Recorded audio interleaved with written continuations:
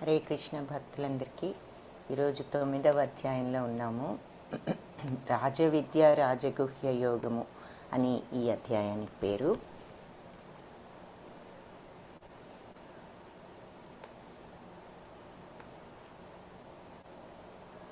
ఓం అజ్ఞానతిమిరాంధస్య జ్ఞానాంజనశలాకయా చక్షురున్మిళితం येन తస్మై శ్రీగురవే నమః. నమో ఓం విష్ణుపాదాయ కృష్ణప్రేష్ఠాయ భూతలే శ్రీమతే భక్తివేదాంతస్వామీతి నామినే. నమస్తే సారస్వతీ దేవీ గౌరవాణి ప్రచారిణే నిర్విశేషశూన్యవాది పాశ్చాత్యదేశధారిణే. हे कृष्ण करुणा सिंधो दीनबंधो जगत्पते गोपेश गोपिका कांता राधा कांता नमोस्तुते. तप्त कांचन गौरांगी राधे बृंदावनेश्वरी वृषभानुसुते देवी प्रणमामि हरिप्रिये. जय श्री कृष्ण चैतन्य प्रभु नित्यानंद श्री अद्वैत गदाधरा श्रीवासादि गौरभक्तवृंद. हरे कृष्ण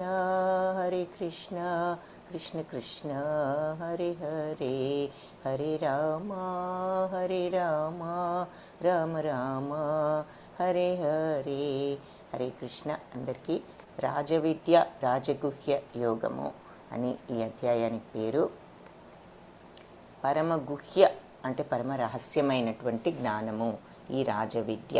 రాజగుహ్య విద్యలలోకెల్లా రాజు, రహస్యాలన్నిటిలో కూడా పరమరహస్యం అయినటువంటి యోగము, connection with God. So yoga అంటే ఏమిటి ఇక్కడ రాజవిద్య రాజగుహ్య అని చెప్తున్నారు. మొట్టమొదటిగా భగవానువాచతో ప్రారంభం.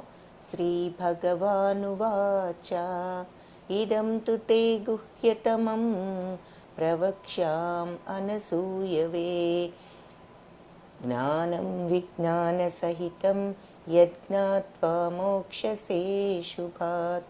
అర్జునుడు చెప్తున్నాడు, ఈ గుహ్యతమమైన ఈ రహస్యకరమైనటువంటి ఈ జ్ఞానాన్ని ప్రవక్ష్యామి అంటే నీకు చెప్తాను. అనసూయవే అంటే అసూయ లేని వాడివి కాబట్టి, ఇది ఇక్కడ ఇంపార్టెంట్ పాయింట్ అన్నమాట. కాబట్టి భగవంతుడి పట్ల అసూయ లేని వాడివి కాబట్టి నీకు ఈ జ్ఞానంని విజ్ఞానంతో సహితం అంటే ప్రాక్టికల్ నాలెడ్జ్తో సహా నీకు చెప్తాను. యజ్ఞాత్వ ఈ జ్ఞానాన్ని తెలుసుకున్న తర్వాత మోక్షసే శుభాత్ నీకు అన్ని రకములైనటువంటి శుభములు మోక్షాలు కలుగుతాయి అని చెప్తున్నాడు. ఓ అర్జున, నీవు నా పట్ల ఏనాడు అసూయాపరుడు కానందున ఈ అత్యంత రహస్యమైన జ్ఞానాన్ని మరియు అనుభవపూర్వక విజ్ఞానాన్ని నీకు తెలియజేస్తాను. ఇది తెలుసుకున్న తర్వాత నువ్వు ఈ భౌతిక ప్రపంచం నుంచి, భౌతిక ప్రపంచం యొక్క కష్టాల నుండి విముక్తి పొందుతావు. ఇక్కడ భౌతిక కష్టాలు అంటే ఈ ప్రపంచంలో కష్టాలేమి లేకుండా సుఖంగా ఉండటం అని అర్థం కాదు. ఈ భౌతిక జనన మరణ చక్రం అనేటటువంటి ఆ దుఃఖ సాగరం నుంచి బయటపడతావు అని అర్థం.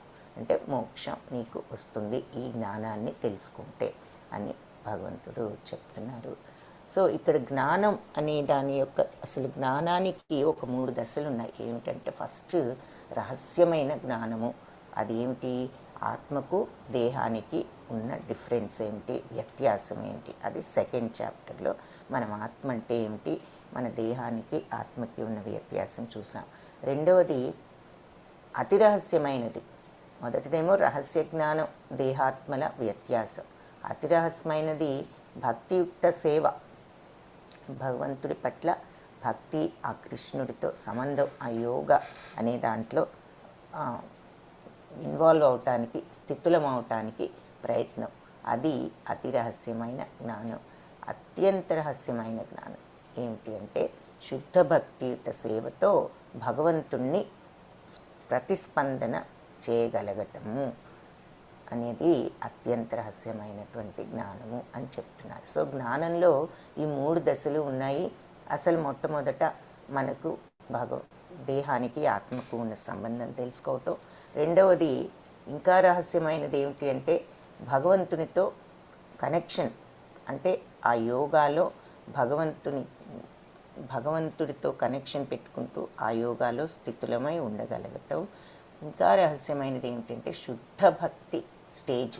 ఆ శుద్ధ భక్తి స్టేజ్లో అలా సంబంధం పెట్టుకోగలిగినప్పుడు, ఆ శుద్ధ భక్తి స్టేజ్కి వెళ్ళినప్పుడు భగవంతుడు ప్రతిస్పందన ఉండటము.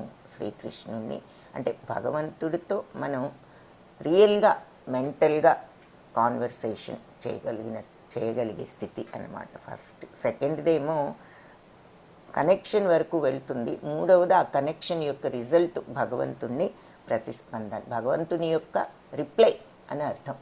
సో అది మూడవది అత్యంత రహస్యమైన జ్ఞానం.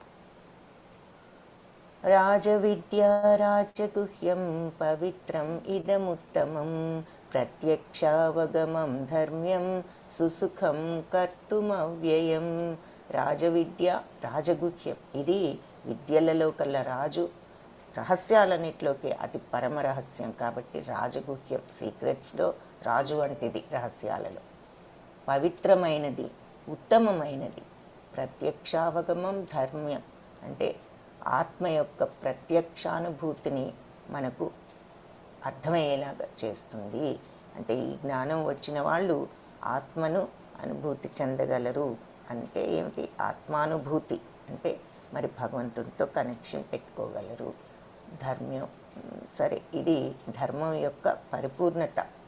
ఇది మన యాజ్ ఎ పర్సన్ మనిషిగా పుట్టిన తర్వాత, మానవ జన్మ ఎత్తిన తర్వాత మన యొక్క ధర్మం ఆత్మానుభూతిని పొందగలగటం. కాబట్టి ఆ ధర్మానికి పరిపూర్ణత ఇస్తుంది. సుసుఖం కర్తం అవ్యయం. సుఖవంతమైనది అంటే సంతోషంగా మనము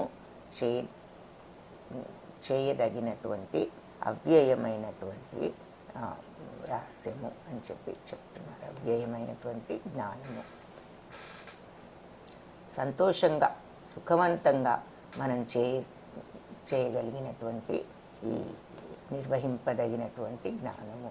సో ఈ జ్ఞానము విద్యలలో కల్లా రాజు, రహస్యాలన్నిటిలోకి అత్యంత రహస్యమైనది, పరమ పవిత్రమైన జ్ఞానం ఆత్మ యొక్క ప్రత్యక్షానుభూతిని స్పష్టమైన అవగాహన ద్వారా ఇస్తుంది. కాబట్టి ధర్మం యొక్క పరిపూర్ణతే ఇది. ఇది నిత్యమైనది మరియు సంతోషంగా మనం నిర్వహింపదగినది. సో ఇక్కడ మరి రాజవిద్య అంటూ చూపిస్తున్నారు. ఈ గీతా జ్ఞానం రాజవిద్య లాంటిది. మామూలు జ్ఞానం సోషల్ నాలెడ్జ్ కంటే ఇప్పుడు ఏ సైంటిఫిక్ నాలెడ్జ్, ఆయుర్వేదిక్ నాలెడ్జ్ గొప్పదనుకుంటే, దానికంటే ఎస్ట్రలాజికల్ నాలెడ్జ్ గొప్పదనుకుంటే, దానికంటే సైంటిఫిక్ నాలెడ్జ్ గొప్పది అనుకుంటే, దానిని మించినది ఈ గీత జ్ఞానము అని చెప్తున్నారు. ఇకపోతే ఈ రహస్య జ్ఞానం యొక్క లక్షణాలు ఏమిటి అనేది మళ్ళీ చూద్దాం. సెకండ్ ఇక్కడ మనం చూసాము ఇప్పుడే ఈ 2వ శ్లోకంలో. మళ్ళీ ఒకసారి చూసినట్లయితే రాజు వంటి జ్ఞానం, రాజవిద్య అంటే విద్యలలో కల్లా రాజు వంటిది. రాజగుహ్యం అత్యంత రహస్యాలన్నిటిలోకి అత్యంత రహస్యమైనది. పవిత్రమైనది అంటే శుద్ధమైనటువంటి జ్ఞానం, శ్రేష్ఠ జ్ఞానం. ఉత్తమమైనది, దివ్యమైనది. ప్రత్యక్షావగమం ధర్మ్యం, ధర్మం యొక్క పరిపూర్ణత. సుసుఖం అంటే మనల్ని చాలా ఉల్లాసంగా ఉంచేది. అంటే ఉల్లాసం అంటే ఎంజాయ్మెంట్ అని కాదు, మనస్సుకు ఆ నిత్యానందం సత్యానందం బ్రహ్మానందాన్ని మనకు ప్రసాదించేటటువంటి జ్ఞానం. అంటే సచ్చిత్తానంద తత్వంలో ఉన్న ఆనందాన్ని, బ్లిస్ని మనము అనుభవపూర్వకంగా తెలుసుకునేటట్లు చేయగలిగినటువంటి జ్ఞానము. ఆత్మ యొక్క తత్వాన్ని అర్థం చేసుకోగలుగుతాం కాబట్టి జ్ఞానంతో మనకు ఆ నిత్యానందం, బ్రహ్మానందం, సచ్చిత్తానందాల్లో ఉన్న ఆనందం లభిస్తుంది. కాబట్టి సుసుఖం అంటున్నారు. అవ్యయం, నశింపనిది, ఎల్లప్పుడూ కూడా ఉండేది. అవ్యయం అంటే చెప్పుకున్న, వ్యయం అంటే ఖర్చు అవటం, ఇంకొక మాటలో చెప్పాలంటే నాశనం అవటం. అవ్యయం అంటే వినాశనం లేనిది, ఎప్పటికీ ఉండేది, నశింపు లేనిది. అలాంటి జ్ఞానము, ఇవన్నీ కూడా ఈ రాజవిద్య యొక్క లక్షణాలు. అశ్రద్ధధానా పురుషా ధర్మస్యాస్య పరంతప అప్రాప్య మాం నివర్తంతే.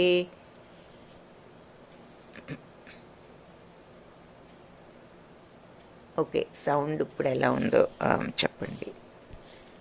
అశ్రద్ధధానా పురుషా ధర్మస్యాస్య పరంతప అప్రాప్య మాం నివర్తంతే మృత్యు సంసారవర్త్మని. సో శత్రువులను జయించేవాడా అర్జున, ఈ ధర్మం యందు విశ్వాసం లేని జనులు నన్ను పొందజాలరు అంటున్నారు. అందువలన వారు పదే పదే జనన మరణ చక్రంలో ఈ లోకానికి తిరిగి వస్తూ ఉంటారు. అశ్రద్ధధాన పురుష అంటే శ్రద్ధ లేనటువంటి పురుషులు, ధర్మస్యాస్య పరంతప అంటే ధర్మము యందు విశ్వాసం లేని వాళ్ళు, పరంతప అంటే శత్రువులను జయించేవాడా అర్జున అని అర్థం. సో అశ్రద్ధ ఉన్నవాళ్ళు అంటే శ్రద్ధ లేని వాళ్ళు కానీ, ఈ ధర్మం పట్ల నమ్మకం అంటే ఈ భగవద్గీత జ్ఞానం మీద నమ్మకం లేని వాళ్ళు కానీ, అప్రాప్య మాం నేను వాళ్లకు ప్రాప్తం అవ్వను, నివర్తంతే తిరిగి వస్తారు ఎక్కడికి, మృత్యు సంసార వర్త్మని ఈ మృత్యు సంసారానికి అంటే ఈ భౌతిక ప్రపంచానికి మళ్ళీ వస్తారు. అంటే జనన మరణ చక్రం నుంచి ఇంకా వాళ్ళు విడుదల అవ్వలేదు అని అర్థం. సో శత్రువులను జయించేవాడా అర్జున, ఈ ధర్మము మరి విశ్వాసం లేని జనులు నన్ను పొందజాలరు. ఈ ధర్మం మీద ఎవరికైతే విశ్వాసం ఉండదో, ఏ ధర్మం అంటే ఈ గీతలో చెప్పినటువంటి ఈ జ్ఞానం అంటే ముందు భగవంతుడి మీద విశ్వాసము, ఆ శ్రద్ధ ఉండాలి. ఆ రెండు లేకపోతే నన్ను పొందజాలరు. కాబట్టి పొందకపోతే ఏమవుతుంది, పదే పదే ఈ జనన మరణ చక్రంలో తిరిగి వస్తూ ఉంటారు అని చెప్తున్నారు.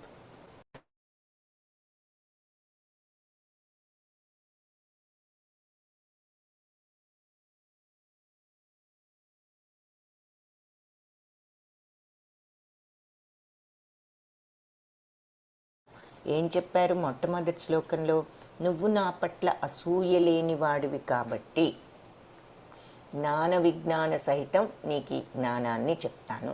సో మొట్టమొదటి అర్హత ఏమిటి అంటే ఈ భగవద్గీతను నేర్చుకోవటానికి అసూయ లేకుండా ఉండటము. సో భగవంతుడి పట్ల అసూయ లేకుండా ఉండటం ఏమిటి అంటే, ఓకే, వెరీ గుడ్, ధన్యవాదాలు, వినిపిస్తుందని ఇంటిమేట్ చేశారు, thank you. So first thing, jealousy అనేది భగవంతుడి పట్ల కూడా ఉంటుంది. భగవంతుడి పట్ల జలసీ ఏమిటి అని మనకి ఒక డౌట్ రావచ్చు. ఉదాహరణకి సింపుల్ ఉదాహరణ, మరి శిశుపాలుడు ఉన్నాడు, మరి ఆయన ఆ రోజుల్లో భగవంతుడికి ఆ రాజసూయ యాగంలో వీళ్ళు అగ్రతాంబూలం ఇస్తాము అని పాండవులు నిర్ణయించినప్పుడు ఆయనకు అసూయ కలిగి భగవంతుడిని ఎన్నో విధాలుగా దూషించడం, ఆ తర్వాత ఎంతోమంది రాజులు పెద్దవాళ్ళు వీళ్ళందరూ ఉంటే మీరు ఈ యాదవుడిగా ఇచ్చేది అని అంటూ ఇంకా రకరకాలుగా భగవంతుడిని దూషించటం జరిగింది. అది అంటే భగవంతుడి పట్ల ఉన్నటువంటి ఆ అసూయ అనే మెంటాలిటీతో చేసిన. అలా కొన్నిసార్లు అది కూడా ఉంటుంది. కాబట్టి భగవంతుడి పట్ల అసూయ లేకుండా ఉండటం అనేది ఫస్ట్ పాయింట్. సెకండ్ పాయింట్ ఏమిటంటే శ్రద్ధ అనేది ఉండాలి, నమ్మకం ఉండాలి. శ్రద్ధా విశ్వాసాలు లేనిదే నన్ను పొందలేరు. అశ్రద్ధదాన పురుష, అశ్రద్ధతో ఉన్న పురుషులు, ధర్మస్యాస్య పరంతప ఈ ధర్మం మీద విశ్వాసం లేని వాళ్ళు. సో శ్రద్ధ విశ్వాసం ఉండాలి, అసూయ లేకుండా ఉండాలి. ఈ క్వాలిఫికేషన్స్ ఉంటేనే మనం ఎవరైనా సరే భగవంతుణ్ణి పొందగలరు అని చెప్తున్నారు. సో మొట్టమొదట కావలసినది ఇది, భగవంతుడి పట్ల ఆయనను ఓపెన్ మైండ్, భగవంతుడిని గురించి తెలుసుకోవాలని ఓపెన్ మైండ్, ఆ తర్వాత శ్రద్ధ విశ్వాసం. ఆ తర్వాత ఇదేమిటి భగవంతుడు అన్నీ నేనే అన్నీ అని ఇలా చెప్పుకుంటున్నారు, ఆయన గొప్ప ఆయన చెప్పుకుంటున్నారు అని కూడా కొన్నిసార్లు అనిపించవచ్చు. దాని అంటే ఇప్పుడు మన భగవంతుడు గొప్ప, అన్నిటికీ ఆయనే క్రియేషన్ అని మనకు తెలియదా ఏమిటి, ఆయన ఏమిటి ఇలా చెప్పుకుంటున్నారు అని ఒక్కొక్కసారి డౌట్ రావచ్చు. సో దానికి ఇప్పుడు ఆ భగవంతుడు అన్నీ సృష్టించింది ఆయనే అనేది మనకి ఎలా తెలిసింది? చిన్నప్పటి నుంచి మన పెద్దవాళ్ళు, మన టీచర్స్, స్కూల్లో ఎవరో ఒకళ్ళు చెప్పడం వల్ల, ఉపాధ్యాయులు కానీ, తల్లిదండ్రులు కానీ, పెద్దవాళ్ళు కానీ చెప్పడం వల్ల తెలిసింది. వాళ్ళకి ఎలా తెలిసింది? వాళ్లకు వాళ్ళ పెద్దవాళ్ళు, తల్లిదండ్రులు, ఉపాధ్యాయులు చెప్పడం వల్ల తెలిసింది. వాళ్లకు వాళ్ళ పెద్దవాళ్ళు, వాళ్లకు వాళ్ళ పెద్దవాళ్ళు, అంటే పరంపరగా ఈ జ్ఞానం వస్తూ వచ్చింది. కాబట్టి ఈ భగవద్గీత జ్ఞానం మొత్తం తెలియకపోయినా బేసిక్గా భగవంతుడే అన్నీ సృష్టించింది అనే విషయం అంతవరకు ఒకరి దగ్గర నుంచి ఒకరికి ఈ బేసిక్ నాలెడ్జ్ అయినా వస్తోంది పరంపరగా. అలాగే మనకు కూడా చిన్నప్పుడే మన పెద్దవాళ్ళు ఎవరో చెప్పబట్టి మనకు కూడా ఆ అవగాహన ఉన్నది కొంతవరకు.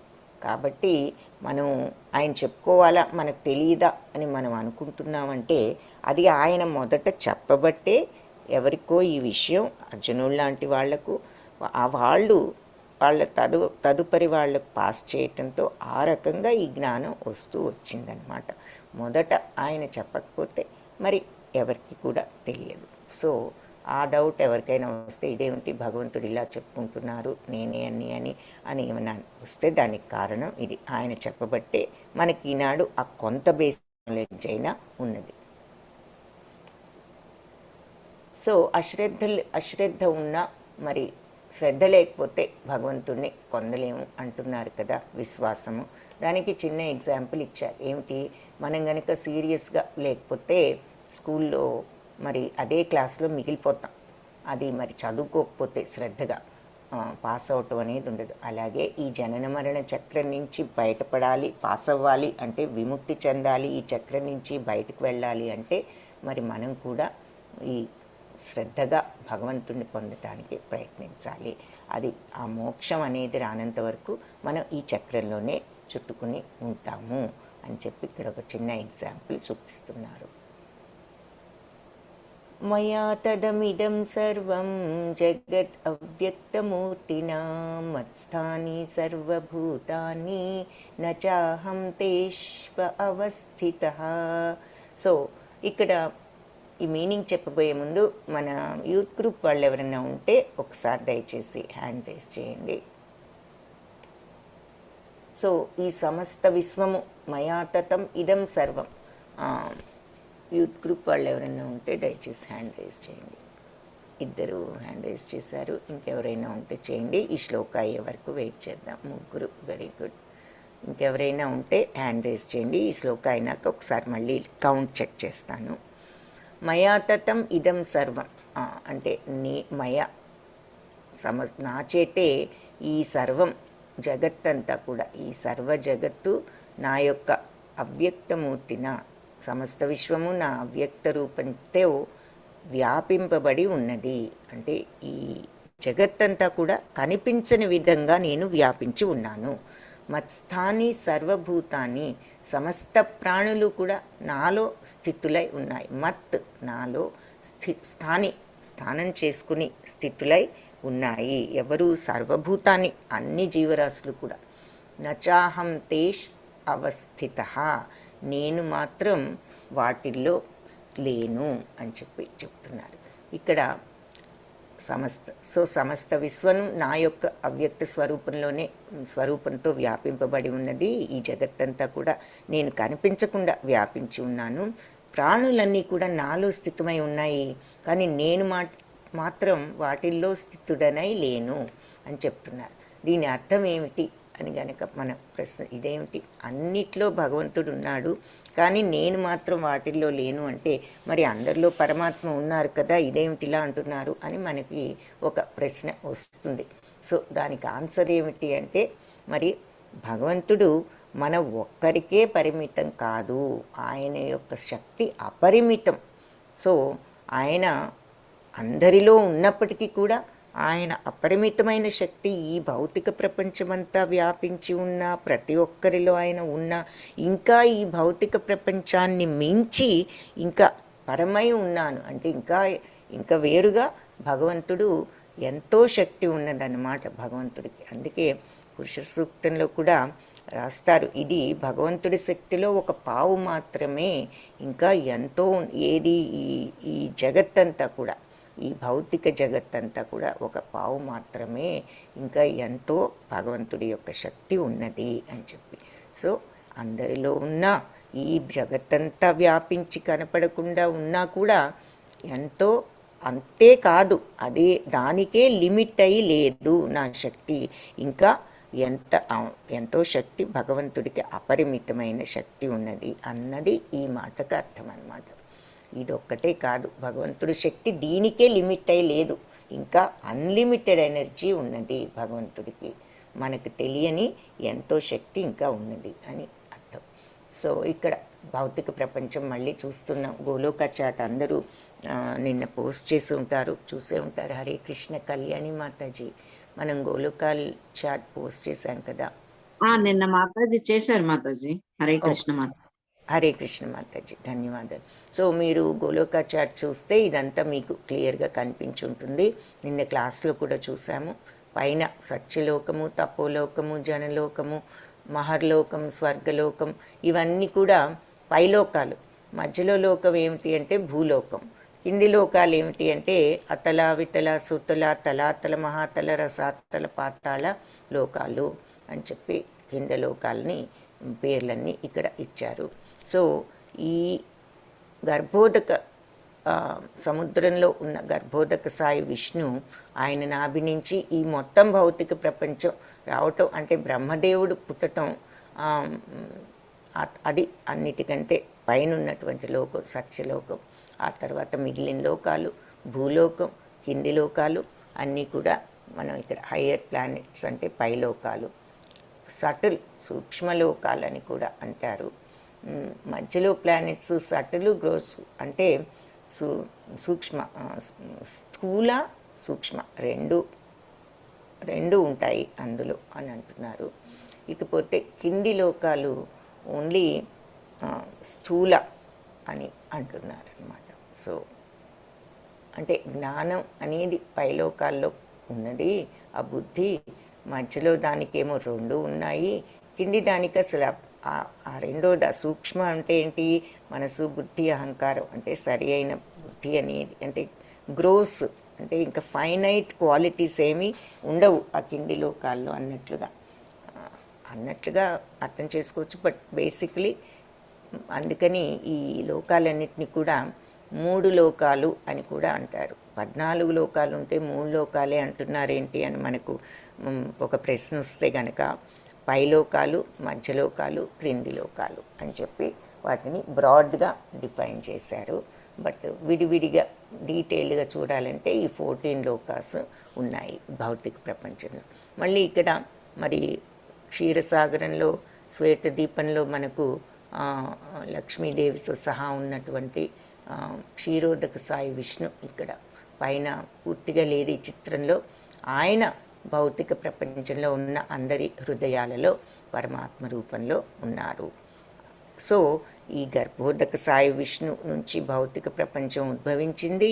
అందులో మళ్ళీ క్షీరోదక సాయి విష్ణు పాలసముద్రంలో, శ్వేతదీపంలో పాలసముద్రంలో లక్ష్మీదేవితో ఉన్న ఈ క్షీరోదక సాయి విష్ణు అందరిలోనూ పరమాత్మ రూపంలో ఉన్నారు అన్నది చూసాము.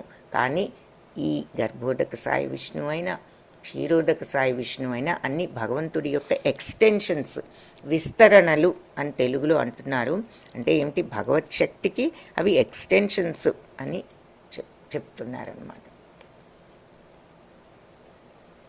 సో ఈ శ్లోకాలో అది చూసాం. అంతటా కూడా నేను కనపడకుండా వ్యాపించి ఉన్నప్పటికీ, ప్రాణులన్నీ కూడా నాలో స్థితులై ఉన్నప్పటికీ నేను వాళ్ళల్లో లేను. అంటే నా శక్తి అంతవరకే పరిమితమై లేదు ఈ భౌతిక ప్రపంచంలో. దీనిని మించి my energy is beyond this material world. నా యొక్క శక్తి ఈ భౌతిక ప్రపంచాన్ని మించి ఉన్నది అని అర్థము. సో ఇక్కడ సృష్టించబడిన సర్వప్రాణులు కూడా నాలో స్థిరంగా ఉండవు. నా దివ్యశక్తి యొక్క అద్భుతాన్ని చూడు. నేనే సమస్త ప్రాణుల సృష్టికర్తను, నిర్వాహకుడిని అయినప్పటికీ నేను వాటిచ్చే కానీ భౌతిక ప్రకృతిచే కానీ ప్రభావితము కాను అని చెప్తున్నారు.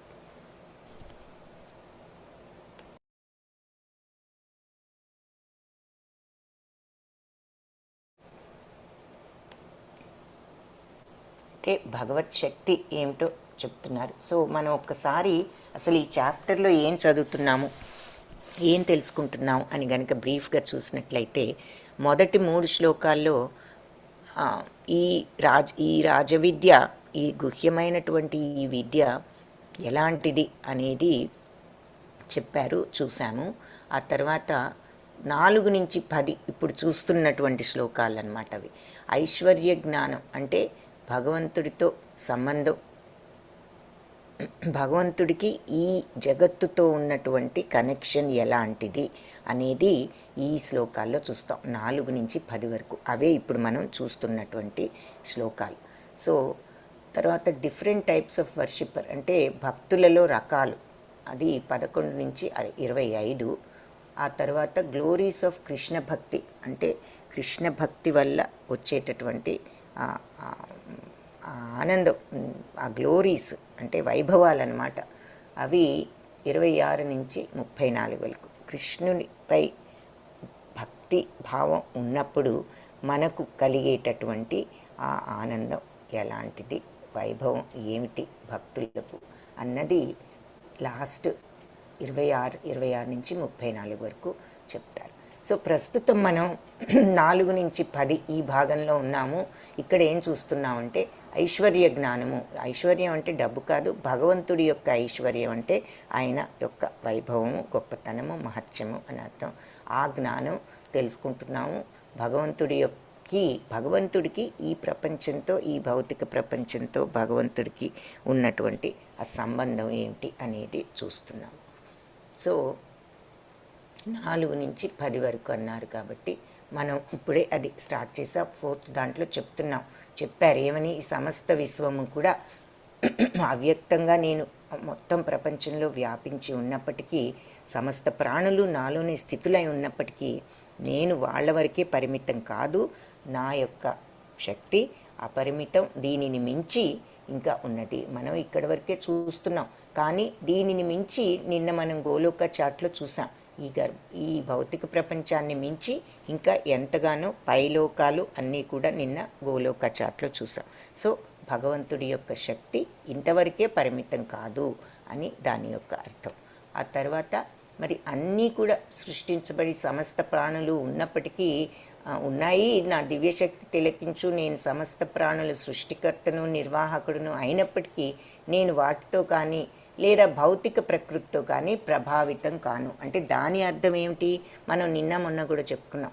నేను అన్నీ సృష్టించినప్పటికీ, అంటే మాయ, ఈ భౌతిక ప్రపంచంలో మాయ ఉంది, సత్వరజ స్తమో గుణాలు, వీటన్నిటికీ ఈ ప్రపంచంలో వచ్చిన వాళ్ళందరూ కూడా వీటికి బద్ధులవుతారు అని చెప్పుకున్నాం. కానీ భగవంతుడు మాత్రం వీటికి అతీతుడు.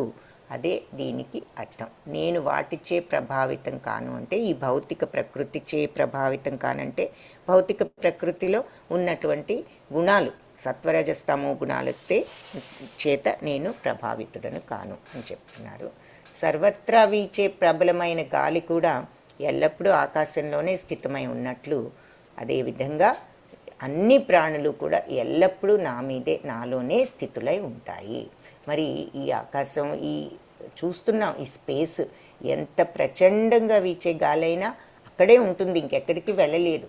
అలాగే అన్ని జీవరాశులు ఎన్ని రకాలున్నా కూడా అవన్నీ కూడా భగవంతుల్లోనే స్థితులై ఉంటాయి అని చెప్తున్నారు. అంటే సర్వము కూడా ఆయన యొక్క ఎనర్జీ, ఆయన యొక్క శక్తియే. మయాధ్యక్షేణ ప్రకృతి సూయతే సచరాచరం హేతునానేన కౌంతేయ జగద్వి పరివర్తతే. మయాధ్యక్షేణ అంటే నా అధ్యక్షతలో, అంటే నా పర్యవేక్షణలో ప్రకృతి అంతా కూడా పనిచేస్తూ, సూయతే అంటే పనిచేస్తూ ఉంటుంది, మూవ్మెంట్ అన్నమాట, అంటే పని చేస్తూ ఉంది. సచరాచరం ఏది, చర అచర, కదిలేవి కదలనివి. కదిలేవైన మనలాంటి జీవులు కానీ, కదలని పర్వతాలు, పక్షులు ఇలాంటివి కానీ ఏదైనా సరే నా డైరెక్షన్లో ఈ ప్రకృతి అంతా కూడా పనిచేస్తుంది. ఓకే, హరే కృష్ణ. ముగ్గురు ఇందాక చూసాము. హరే కృష్ణ. సుధీర్ ప్రభుజీ, మీరు కూడా యూత్ గ్రూపే కదా? మీరు కూడా యూత్ గ్రూపే కదా సుధీర్ ప్రభుజీ? 28 మాతాజీ మరి 28. 25 అండ్ అండర్ కాదా మీరైతే? ఓకే. ఓకే, హరే కృష్ణ ప్రభుజీ, ధన్యవాదాలు. So thank you. Youth group వాళ్ళు హ్యాండ్స్ డౌన్ చేసుకోవచ్చు. హరే కృష్ణ, ధన్యవాదాలు. సో సో నా అధ్యక్షతలో ప్రకృతి అంతా కూడా కదిలేవి కదలనివి కూడా పనిచేస్తున్నాయి. హేతునానేన కౌంతేయ జగద్వి పరివర్తతే. సో మరి దాని పాలనలో ఈ జగత్తు మళ్ళీ మళ్ళీ కూడా సృష్టించబడుతోంది, మరి నాశనం అవబడుతోంది అని చెప్తున్నారు. కాబట్టి ఇక్కడ మనం ఒకటి గమనించాలి, నా అధ్యక్షతలో ప్రకృతి అంటున్నారు. సో ఈ జగత్తులో ఈ భౌతిక ప్రకృతి అది మనం అధిదైవం అంటే ఏమిటి, ఈ ప్రకృతి అంటే ఏమిటి అని లాస్ట్ అధ్యాయంలో మనం చూసాం. అర్జునుడు కొన్ని ప్రశ్నలు అడిగాడు. ఈ భౌతిక ప్రకృతి అని చెప్పుకున్నాం. ఈ ప్రకృతి అంటే ఏమిటి అని అంటే గనక ఆ భౌతిక ప్రకృతియే భగవంతుడి యొక్క శక్తి అని కూడా చెప్పుకున్నాం. సో ఆ శక్తినే ఇక్కడ మాత రూపంలో చూపిస్తున్నారనమాట. అది భగవంతుడి యొక్క బాహ్య శక్తి. సో ఈ ప్రకృతి, ఈ బాహ్య శక్తి నా డైరెక్షన్లో పనిచేస్తూ అచర అన్ని జీవుల్ని ఉత్పత్తి చేస్తోంది, చూస్తోంది. దాని పాలనలో ఈ జగత్తు మళ్ళీ మళ్ళీ సృష్టించబడుతోంది, నాశనం అవుతోంది అని చెప్తున్నారు. సో భగవంతుడు ఆదిదేవుడు, ఆయన డైరెక్షన్లో ఈ ప్రకృతి మనకిక్కడ మాత రూపంలో చూపించి ప్రకృతి అన్నీ కూడా సృష్టించటం, విలీనం చేయటం చేస్తోంది ఈ భగవంతుడి యొక్క అధ్యక్షతలో అని చెప్తున్నారు. సో మయాధ్యక్షేణ ప్రకృతి సూయతే సచరాచరం, అన్ని చరాచర జీవులను ఉత్పత్తి చేస్తోంది. అలాగే జగత్తంతా కూడా మళ్ళీ సృష్టించబడుతోంది, విలీనం అవబడుతోంది నా అధ్యక్షతలో ఈ ప్రకృతి ద్వారా అని చెప్తున్నారు. తర్వాత ఇది కూడా ఒక ఇంపార్టెంట్ శ్లోకమే.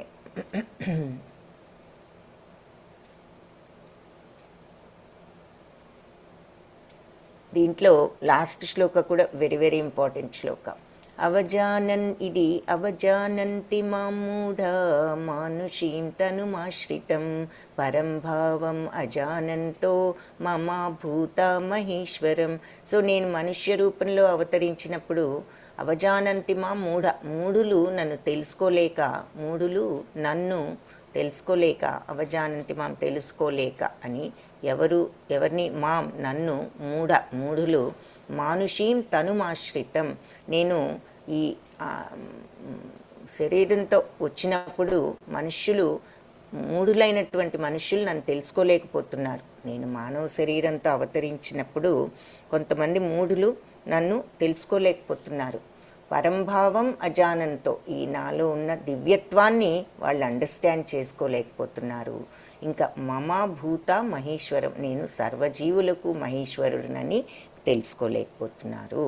కాబట్టి మనుష్య రూపంలో నేను అవతరించినప్పుడు మూఢులు నన్ను గుర్తించలేకుండా ఉన్నారు.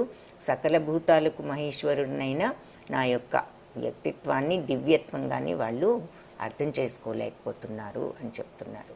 సో మూఢులు నన్ను పరిహసిస్తారు అని అంటున్నారు. ఇక్కడ ఉదాహరణగా మనకు దుర్యోధనుడు, మరి వీళ్ళు చూస్తున్నాము.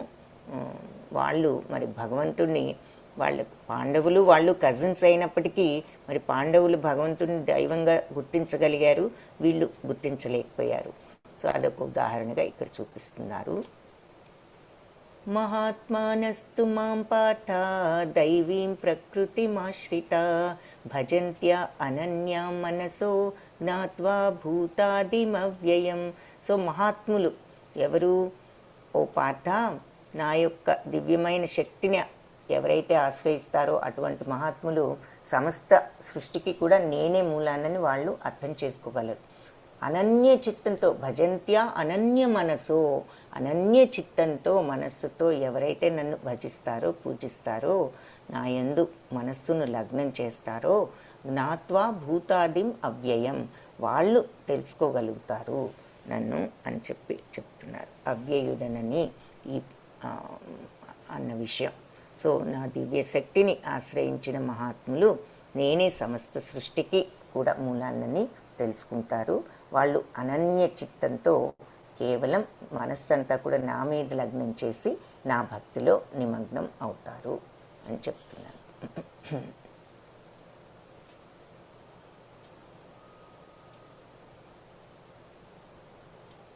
జ్ఞాత్వా భూతాదిం అవ్యయం, నేను మరి ఈ సృష్టికి ఆది దేవుడనని అవ్యయుడనని వాళ్ళు అర్థం చేసుకోగలుగుతారు మహాత్ములు. ఎందుకు ఎలా అంటే నా దివ్యశక్తిని వాళ్ళు ఆశ్రయించారు అంటే అనన్య చిత్తంతో వాళ్ళు మనస్సును భగవంతుడి మీద లగ్నం చేసినప్పుడు వాళ్ళకు భగవంతుడితో ఆ యోగ ఆ కనెక్షన్ లభించి భగవంతుడిని వాళ్ళు ఎక్స్పీరియన్స్ చేయగలిగి ఆత్మదర్శనంతో వాళ్ళు భగవంతుడు ఈ సమస్త సృష్టికి మూలమని అనుభవపూర్వకంగా కూడా తెలుసుకోగలుగుతారు, నా భక్తిలో నిమగ్నమవుతారు. ఇది కూడా ఇంపార్టెంట్ శ్లోక. ఇంకా అంటే ఇవన్నీ మహాత్ముల యొక్క లక్షణాలు కొన్ని చెప్తున్నారనమాట ఈ శ్లోకాస్లో. సో వీళ్ళు ఫస్ట్ ఏమిటి అంటే మహాత్ములు భగవంతుడిని అర్థం చేసుకుంటారు. ఏ విధంగా అంటే భగవంతుడి యొక్క భక్తిలో వాళ్ళు స్థిరపడి ఆ యోగా ద్వారా వాళ్ళు భగవంతుడిని ఎక్స్పీరియన్స్ చేయగలుగుతారు, అనుభూతి చెందగలుగుతారు.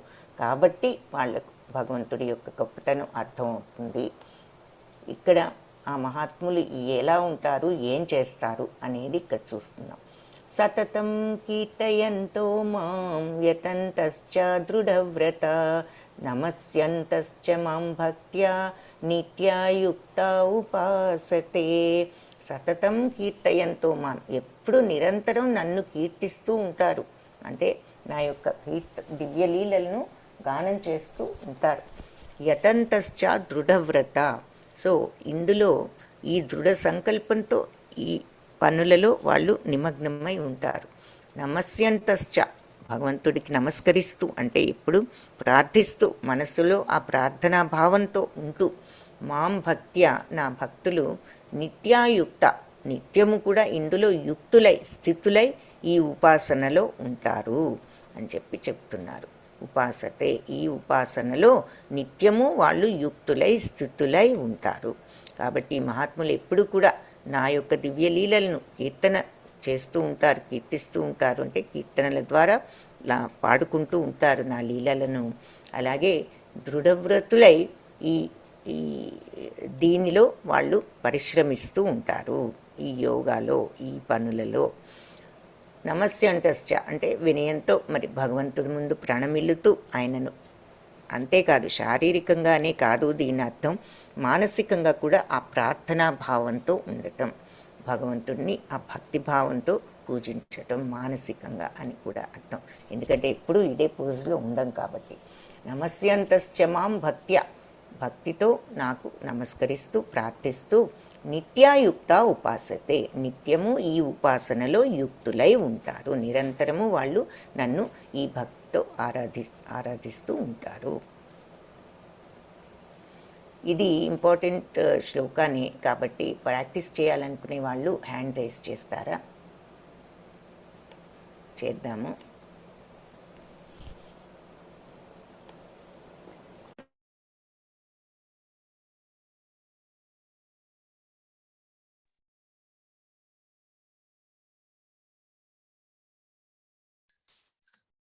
हरे कृष्ण माता जी।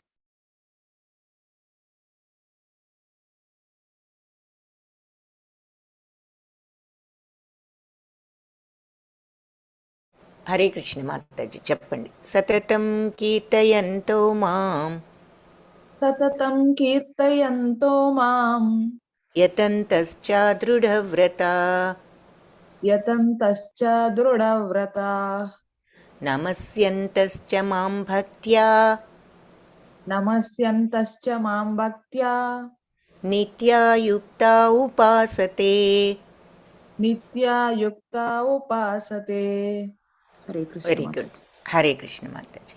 సతతం కీర్తయంతో మాం, నిరంతరం నన్ను కీర్తిస్తూ కీర్తనలతో, యతంతశ్చ దృఢవ్రత, దీంట్లో దృఢవ్రతులై ఉంటూ, నమస్యంతశ్చ మాం భక్త్య, భక్తితో నాకు నమస్కరిస్తూ అంటే నన్ను ప్రార్థిస్తూ, నిత్యాయుక్త ఉపాసతే, నిత్యము ఇందులో ఈ ఉపాసనలో యుక్తులై ఉంటారు. మీనింగ్ అన్నమాట. మరొకసారి హరే కృష్ణ. త్రిపుర మాతాజీ హరే కృష్ణ. హరే కృష్ణ మాతాజీ. హరే కృష్ణ మాతాజీ. సతతం కీర్తయంతో మాం సతతం కీర్తయంతో మాం యతంతశ్చ దృఢవ్రతా యతంతశ్చ దృఢవ్రతాః నమస్యంతశ్చ మాం భక్త్యా నమస్యంతశ్చ మాం భక్త్యా నిత్యాయుక్తా ఉపాసతే. నిత్యయుక్త ఉపాసతే. వెరీ గుడ్ మాతాజీ. హరే కృష్ణ. హరే కృష్ణ మాతాజీ. సుగుణ మాతాజీ హరే కృష్ణ. హరే కృష్ణ మాతాజీ. హరే కృష్ణ మాతాజీ. సతతం కీర్తయంతో మాం సతతం కీర్తయంతో మాం యతంతశ్చ దృఢవ్రతాః యతంతశ్చ దృఢవ్రతా నమస్యంతశ్చ మాం భక్త్యా నమస్యంతశ్చ మాం భక్తా భక్త్యా నమస్యంతశ్చ మాం భక్త్యా నమస్యంత్యచ్చ మాం భక్త్యా నిత్యాయుక్త ఉపాసతే. నిత్యాయుక్త ఉపాసతే. Very good. హరే కృష్ణ మాతాజీ. హరే కృష్ణ మాతాజీ. సౌజన్య మాతాజీ హరే కృష్ణ. హరే కృష్ణ మాతాజీ. హరే కృష్ణ. సతతం కీర్తయంతో మాం ఎంతో మాం యతంతశ్చ దృఢవ్రతాః యతంతశ్చ దృఢవ్రతా నమస్యంతశ్చ మాం భక్త్యా నమస్యంతశ్చ మాం భక్త్యా నిత్యాయుక్త ఉపాసతే. నిత్యయుక్త ఉపాసతే. Very good. హరే కృష్ణ మాతాజీ. అనుష మాతాజీ హరే కృష్ణ. హరే కృష్ణ మాతాజీ. సతతం కీర్తయంతో మాం సతతం కీర్తయంతో మాం యతంతశ్చ దృఢవ్రతాః యతంతశ్చ దృఢవ్రతాః నమస్యంతశ్చ మాం భక్త్యా నమస్యంతశ్చ మాం భక్త్యా నిత్యాయుక్త ఉపాసతే. నిత్యాయుక్త ఉపాసతే. Very good. హరే కృష్ణ మాతాజీ. హరే కృష్ణ మాతాజీ. ఓకే. సో ఇది ఈ మీనింగ్ కూడా చూసాము. ఎప్పుడు మహాత్ములు అనేవాళ్ళు ఈ రకంగా ఉంటారు అని చెప్తున్నారు. మళ్ళీ ఒకసారి మహాత్ముల కార్యకలాపాలు చూస్తే సతతము భగవంతుణ్ణి ధ్యానిస్తూ అంటే జపిస్తూ లేదంటే కీర్తనలు చేస్తూ ఉంటారు. మరి దృఢవ్రతులై ఈ యోగంలో నిమగ్నమై ఉంటారు. వాళ్ళు నమస్యంతశ్చ అంటే ప్రణామాలు అర్పిస్తూ అంటే ప్రార్థనా భావంతో మనస్సులో ఎప్పుడు భగవంతుణ్ణి నెలకొల్పుకొని భగవంతుణ్ణి ప్రార్థనా భావంతో భగవంతుడి పట్ల ఉండటం. నిత్యాయుక్త ఎల్లప్పుడూ దానిలో స్థితులై లీనమై ఈ స్థితిలో ఉండగలగటం. ఇంకా సో మనం ఇప్పుడు భక్తులలో రకాలు అని చూస్తున్నాం అన్నమాట. డిఫరెంట్ టైప్ ఆఫ్ వర్షిపర్స్ భక్తులు. సో మనం ఇప్పుడు మహాత్ములు ఎలా ఉంటారనేది చూసాం. 11 నుంచి 25 వరకు ఈ భక్తులు ఎలాంటి వాళ్ళు అనేది చూస్తాము. సో ఇప్పుడు వరకు మనం ఈ శ్లోకాస్లో ఈ 14, 13 వీటన్నిటిలో 11 వీటిలో మహాత్ములు ఎలా ఉంటారు అన్నది చూసాం. ఇంకపోతే ఇంకా వేరే రకాల ఆరాధకులు కూడా ఉంటారు అని చెప్తున్నారు. దాంట్లో 15 నుంచి 25 వరకు. సో ఇకపోతే అర్జున, నేను సూర్యుడి రూపంలో వేడిని ప్రసరిస్తాను, వర్షాన్ని ఆపుతాను, కురిపిస్తాను. నేనే అమరత్వాన్ని మరియు మృత్యు రూపంలో కూడా వస్తాను. నేనే శాశ్వతమైన ఆత్మను, తాత్కాలికమైన పదార్థాన్ని కూడా నేనే అని చెప్తున్నారు. అంటే భగవంతుడు అన్నిట్లోనూ ఉన్నారు అన్నది సింపుల్గా ఒక్క మాటను కరెక్ట్ మనం ఒక మాటలో చెప్పుకున్నా ఆ డీటెయిల్స్ అన్నీ కూడా మనకు ఇంకా ఈ విషయం బాగా అర్థం అవటానికి ఈ ప్రతి ఎగ్జాంపుల్ కూడా భగవంతుడు మనకు అందిస్తున్నారనమాట. సో సూర్యుడి యొక్క వేడిని నేనే ప్రసరిస్తాను, వర్షాన్ని ఆపేది కురిపించేది నేనే, అమరత్వాన్ని మృత్యురూపాన్ని నేనే, శాశ్వతమైన ఆత్మను. తాత్కాలికమైన పదార్థం ఏమిటి? మన బాడీ. ఆత్మ శాశ్వతం. సో అన్నీ నేనే. మరి బాడీ పంచభూతాలు కూడా భగవంతుడే. కాబట్టి శాశ్వతమైన ఆత్మైనా ఈ తాత్కాలిక పదార్థమైన నేనే. వేదాలలో చెప్పబడిన సకామ కర్మల పట్ల మొగ్గు చూపేవారు నన్ను యజ్ఞయాగాదులతో పూజిస్తారు. అంటే మంచి పనులు చేయాలి. నిన్న మనం చెప్పుకున్నాం వేదవాంగ్మయ అంటే వేద అధ్యయనం కానీ, దానాలు కానీ, మంచి పనులు కానీ, వీళ్ళంతా ఇది సకామ కర్మలు, మంచి పనులు కదా, పుణ్యం వచ్చే పనులు అని అలాంటి పనుల మీద ఆసక్తి ఉన్నవాళ్ళు నన్ను యజ్ఞాలతో యాగాలతో పూజిస్తూ ఆ రకంగా ఉంటారు. అంటే మంచి పనులు చేయాలి, పుణ్యం సంపాదించుకోవాలి అనేటటువంటి ఒక కోరిక ఎవరికైతే కోరిక ఉంటుందో వాళ్ళు ఈ మంచి పనులు ఏమిటి, యజ్ఞాలు యాగాలు ఇవన్నీ చేస్తే బాగుంటుంది అనుకుని చేస్తూ ఉంటారు.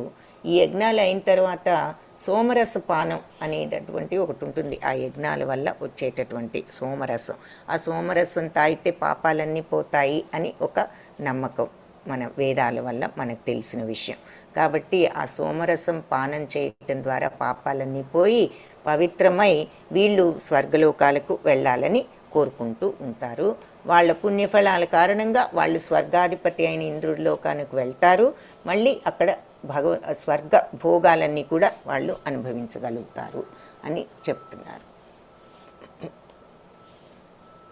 అయితే స్వర్గలోకంలో ఈ భోగాలన్నీ అనుభవించిన తర్వాత వాళ్ళ పుణ్యం కొంత ఉంటుంది, బ్యాంక్ బ్యాలెన్స్ లాగా. ఆ బ్యాంక్ బ్యాలెన్స్ కరిగిపోయేంత వరకు, ఆ పుణ్యం అంతా కరిగిపోయే వరకు వాళ్ళు స్వర్గంలో ఉండి ఆ భోగాలన్నీ అనుభవిస్తూ కరిగిపోయిన తర్వాత తిరిగి మళ్ళీ భూలోకానికి వస్తారు. కాబట్టి అంటే ఇక్కడ జైంట్ వీల్ చూపిస్తున్నారు. ఈ జైంట్ వీల్ ఏమిటి? మనం కింద కూర్చుంటే మెల్లగా పైకి వెళ్తాం. పైకి వెళ్ళినప్పుడు అక్కడ అన్నీ కూడా బ్రహ్మాండంగా కనిపిస్తాయి మనకు పైనుంచి. కింద కనిపించనివన్నీ కూడా పైన ఎన్నో కనిపిస్తాయి, బాగుంటుంది. అయితే అక్కడ ఎప్పుడు ఉంచరు కదా, కాసేపు అక్కడ ఉంచి మళ్ళీ మనల్ని కిందకి తీసుకొస్తారు. అదేవిధంగా మన పుణ్యాల వల్ల మనం పైలోకాలకు వెళ్తాము, అక్కడ సుఖాలు అనుభవిస్తాము. కానీ అక్కడ మన పుణ్యం అంతా కరిగిపోయే వరకు ఉండి మళ్ళీ కిందికి ఈ భూలోకానికి తిరిగి వస్తాము అని ఇక్కడ మనకు క్లియర్గా చెప్తున్నారు భగవంతుడు. మంచి పనులు చేస్తే పుణ్యం కోసం మంచిదే. ఆ పుణ్యంతో మనం స్వర్గలోకానికి వెళ్తాము, మళ్ళీ తిరిగి వస్తాము అని చెప్తున్నారు. అయితే దానికి మరి ఈ శ్లోకంలో చెప్పిన దానికి మనం భేదం చూడాలన్నమాట. సో అనన్యాశ్చింతయంతో మాం ఏ జనా పర్యుపాసతే తేషాం నిత్యాభియుక్తానాం యోగక్షేమం వహామ్యహం. అనన్యచింతనతో ఎవరైతే నన్ను అనన్యాశ్చింతయంతో అనన్యమైనటువంటి చింతనతో ఎవరైతే మాం నన్ను ఏ జన పర్యుపాసతే ఏ జనులైతే ఉపాసన చేస్తారో అనన్య చింతనతో నన్ను తేషాం నిత్యాభియుక్తానాం వాళ్లకు నేను నిత్యము ఇందులో యుక్తులై ఉన్న వాళ్లకు యోగక్షేమం వహామ్యహం వాళ్ళ యోగక్షేమాలు నేనే చూసుకుంటాను అని చెప్తున్నారన్నమాట. వాళ్ళ యోగం అంటే ఇక్కడ అవసరాలు, క్షేమం అంటే వాళ్ళ యొక్క రక్షణ, రెండు కూడా నేనే చూసుకుంటాను. సో అనన్య చింతనతో ఎవరైతే నన్ను ఉపాసన చేయటంలో ఏ జనులైతే స్థితులై నిత్యము ఇందులో యుక్తులై ఉంటారో, ఎందులో అనన్య చింతనతో నన్ను ఉపాసన చేయడంలో ఎవరైతే నిత్యము యుక్తులై ఉంటారో వాళ్ళ యొక్క యోగక్షేమాలను వహామ్యహం నేనే చూసుకుంటాను అని చెప్తున్నారు. కాబట్టి ఎవరైతే నా దివ్య రూపాన్ని స్మరిస్తూ అనన్య భక్తిలో నిమగ్నమై నాయందే మనస్సు నిలిపిన వాళ్లకు వాళ్ళ యోగక్షేమాలు అంటే వాళ్ళకు లేనిదేదో సమకూర్చుతాను, వాళ్ళకు ఉన్నదాన్ని సంరక్షిస్తాను. యోగము అంటే వాళ్ళ అవసరాలను తీర్చటము అనేది ఇక్కడ అర్థంగా చూసుకోవచ్చు. యోగక్షేమాలు, వాళ్ళకి లేనిది సమకూరుస్తాను, ఉన్నదాన్ని రక్షిస్తాను అని చెప్తున్నారు.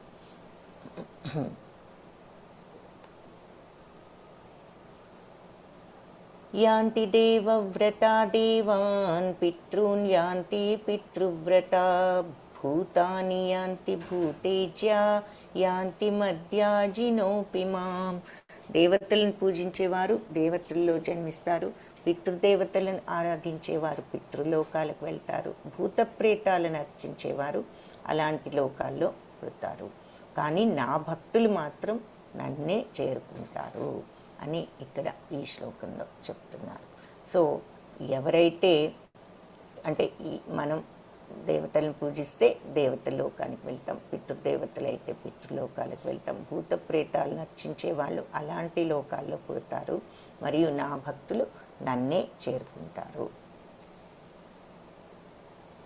సరే, ఇక్కడ కొంతమంది భగవంతుని యొక్క భక్తులను చూపిస్తున్నారు. కుచేలుడు, శబరి, శ్రీరామచంద్రుడు, గజేంద్రుడు. ఎప్పుడైతే గజేంద్రుడు నా వల్ల కాదు ఇక భగవంతుడే నన్ను రక్షించాలి అని కంప్లీట్గా శరణాగతి అయినప్పుడు భగవంతుడు వచ్చి రక్షించటం జరిగింది. అంటే దాని అర్థం ఏమిటి అంటే మన ఈగో ఎప్పుడైతే మనం త్యాగం చేయగలమో, మన అహంకారాన్ని మనం ఎప్పుడైతే త్యాగం చేయగలమో భగవంతుడు మనకప్పుడు లభిస్తాడు అని అర్థం.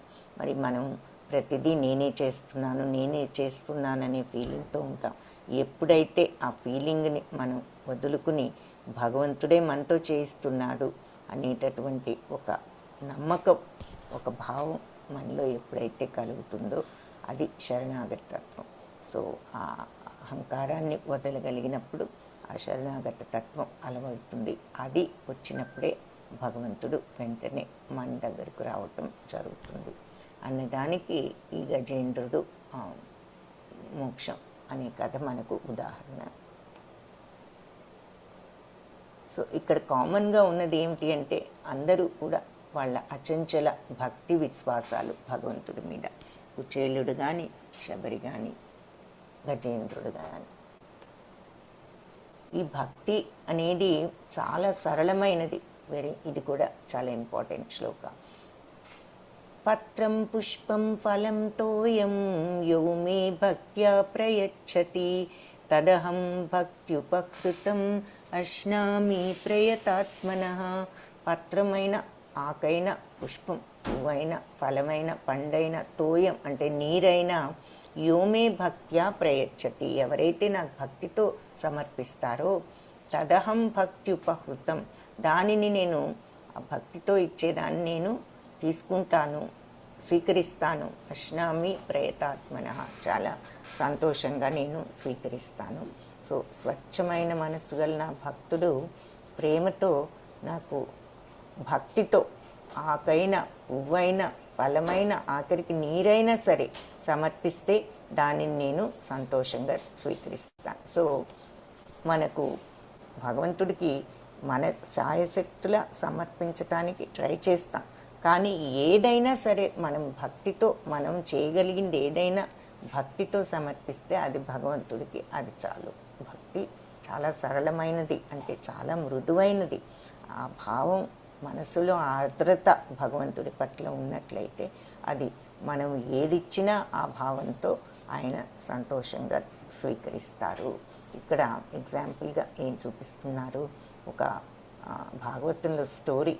పండ్లమ్మే ఆవిడ రోజు వచ్చి వీళ్ళకు ఈ ఇంటి ముందు నుంచి పండ్లు అమ్ముతూ ఉండేది. వీళ్ళు పెద్దవాళ్ళు ఆ రోజుల్లో మరి బియ్యం ఇస్తూ ఉండేవారు. అంటే మనీ ఎక్స్చేంజ్ ఉండేది కాదు, ఒక వస్తువు ఇస్తే ఇంకో వస్తువు వస్తూ ఉండేది. సో బియ్యాన్ని ఇచ్చి వాళ్ళు పళ్ళు తీసుకుంటూ ఉండేవారు. అది మరి ఈ శ్రీకృష్ణుడు చిన్నప్పటి నుంచి గమనించి ఒకరోజు ఆవిడ వచ్చేసరికి చేతులతో బియ్యాన్ని తీసుకొచ్చిన ఆ చిన్న చేతుల నుంచి అంతా కూడా పడిపోయి ఆవిడ దగ్గరకు వచ్చేసరికి 2 గింజలు ఉంటాయి ఆ చేతులలో. ఆవిడ ఎంతో సంతోషంతో ఆ 2 తీసుకుని ఆవిడ తన బుట్టలో ఉన్న మిగిలిన పళ్ళన్నీ భగవంతుడికి చేతిలో పెట్టడం జరుగుతుంది. ఆవిడ చూసుకోలేదు, కానీ తర్వాత ఆవిడ యొక్క బుట్టంతా కూడా ఈ వజ్ర వైడూర్యాలు ఇవన్నీ నిండి ఉండటం మనకి ఈ చిత్రంలో చూపిస్తున్నారు. భాగవతంలో ఉన్న ఒక స్టోరీ అన్నమాట ఇది. అంటే ఇక్కడ అర్థం ఏమిటి అంటే, భక్తితో భగవంతుడికి సమర్పిస్తే భగవంతుడు ఆ భక్తికి రెండింతలుగా మనకు మోక్షాన్ని కూడా ఇస్తారు అని ఈ కథ ద్వారా మనం అర్థం చేసుకోవచ్చు. సో మనం ఇచ్చేది ఎంత గొప్ప వస్తువు అన్నది కాదు ఇక్కడ, ఏ భావంతో ఇస్తున్నాము. భగవంతుడు భావప్రియుడు, ఆయనకు కావలసినది మన హృదయంలో ఉన్న భావమే, కానీ మనం ఎంత ఇస్తున్నాము అన్నది కాదు, ఏ భావంతో ఇస్తున్నాము, ఎంత ఆర్ద్రతతో భక్తితో ఎంత భక్తి భావంతో మనం అవి భగవంతుడికి ఇస్తున్నాము అన్నదే ముఖ్యం. సో భగవంతుడికి మనం ఇచ్చేటటువంటివి ఏమిటి అంటే, ఆకైనా అంటే ఇక్కడ తులసి ఆకు చూపిస్తున్నారు. తులసి అంటే శ్రీకృష్ణుడికి అతి ప్రియమైనది. సో ఆకైనా తులసి ఆకు ఉంటే అది ఇవ్వచ్చు, లేదంటే ఏదైనా ఏ ఆకైనా అని అంటున్నారు. పత్రం, పుష్పం, ఫలం, తోయం, నీరు. సో ఇవి ఏదైనా భక్తితో ఇవ్వటమే నాకు కావలసినది. సో ఇది ప్రాక్టీస్ చేయాలనుకునే వాళ్ళు ఒకసారి హ్యాండ్ రైజ్ చేయండి.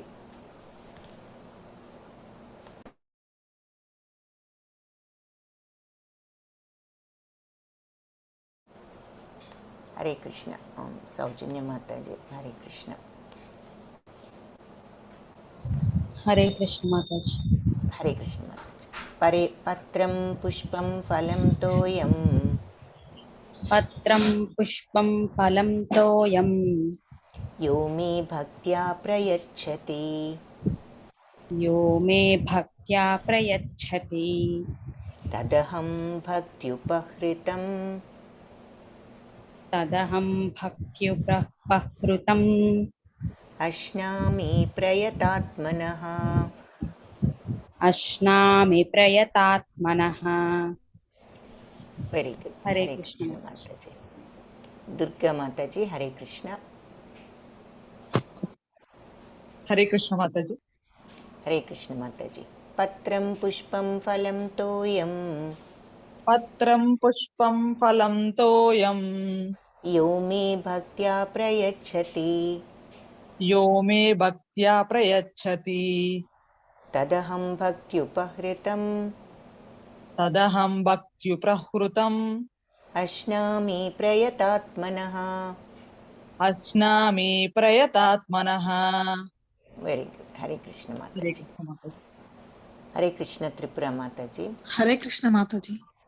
పత్రం పుష్పం ఫలం తోయం, పత్రం పుష్పం ఫలం తోయం, యో మే భక్త్యా ప్రయచ్చతి, యో మే భక్త్యా ప్రయచ్చతి, తదహం భక్త్యుపహృతం, తదహం భక్త్యుపహృతం, తదహం భక్త్యుపహృతం. తదహం భక్త్యుపహృతం. భక్తి ఉపహృతం అది కలిపారనమాట. ఓకే. భక్తి ఉపహృతం. భక్త్యుపహృతం, వెరీ గుడ్. తదహం భక్త్యుపహృతం, వెరీ గుడ్. అశ్నామి ప్రయతాత్మనః. అస్నామి ప్రయతాత్మనః. Very good. ధన్యవాదాలు మాతాజీ. హరే కృష్ణ. హరే కృష్ణ మాతాజీ. సూనా మాతాజీ హరే కృష్ణ. హరే కృష్ణ మాతాజీ. హరే కృష్ణ మాతాజీ. పత్రం పుష్పం ఫలం తోయం, పత్రం పుష్పం ఫలం తోయం, యో మే భక్త్యా ప్రయచ్చతి, యో మే భక్త్వా ప్రయచ్చతి, తదహం భక్త్యుపహృతం, తహదం భక్తు ప్రహృతం, తదహం తద్దహం తత్ అహం అని రెండు పదాలు ఉన్నాయి. అది కలిపితే తదహం అయినది. సో తదహం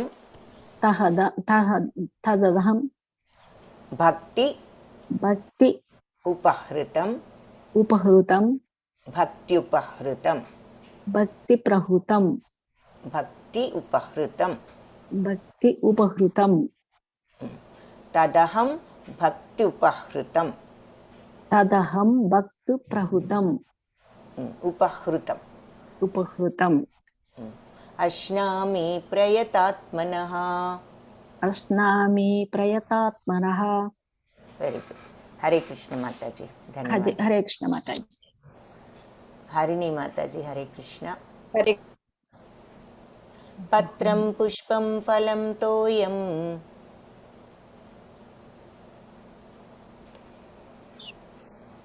అన్మ్యూట్ చేసుకోండి మాతాజీ. ఓకే. మ్యూట్ చేసుకున్నా.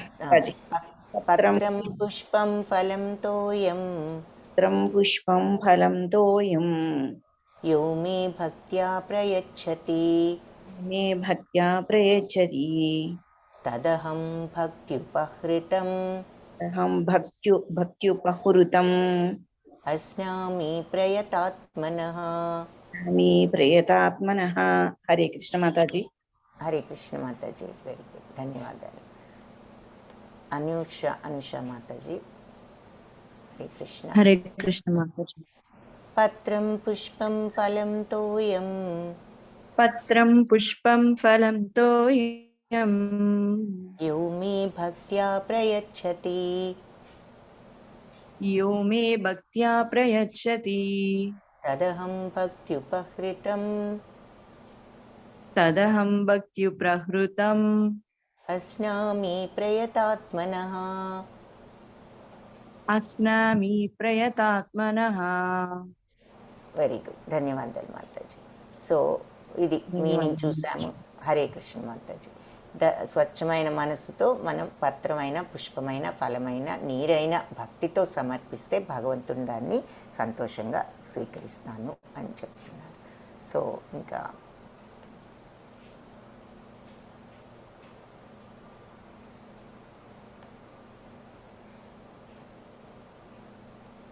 యాంతి దేవవ్రత్, ఇది కూడా చూసేసాము ఈ శ్లోక కూడా. సో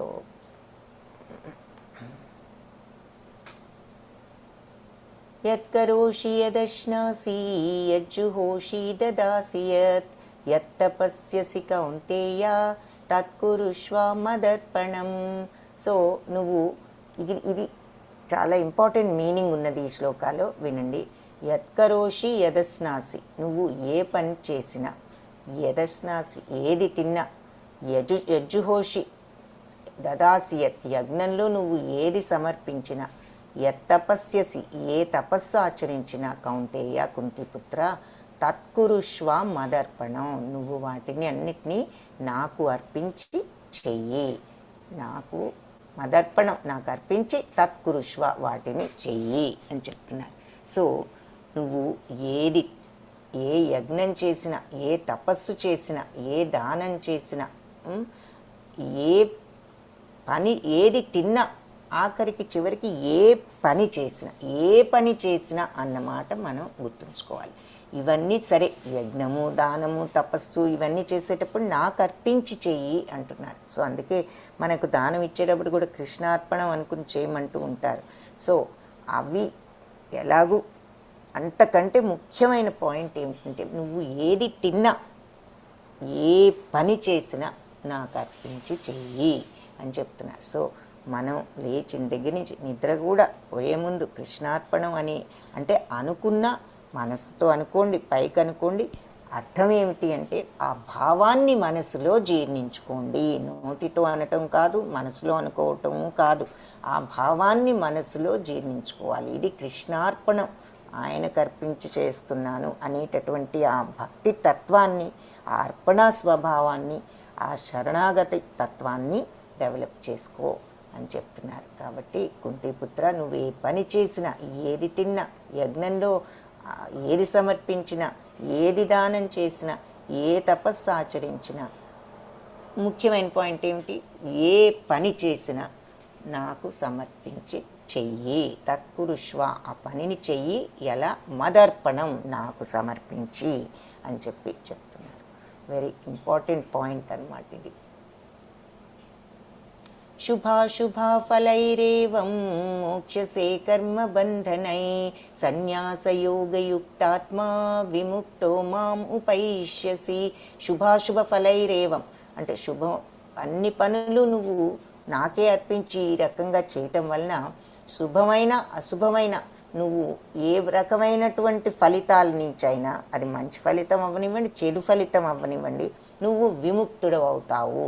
సో నాకు అర్పించి చెయ్యి అంటున్నారు, భగవంతుడికి అర్పించి చెయ్యాలి నిజమే, కానీ అలా చేయడం వల్ల ఏం జరుగుతుంది అని గనక మనకు అనుమానం వస్తే, ప్రశ్న వస్తే, శుభమైన అశుభమైన ఆ పని వల్ల జరిగే రిజల్ట్ మంచైనా చెడైనా ఏదైనా సరే నీకు ఆ బంధం అనేది అంటదు. నువ్వు ఆ కర్మబంధాల నుంచి బయటపడతావు.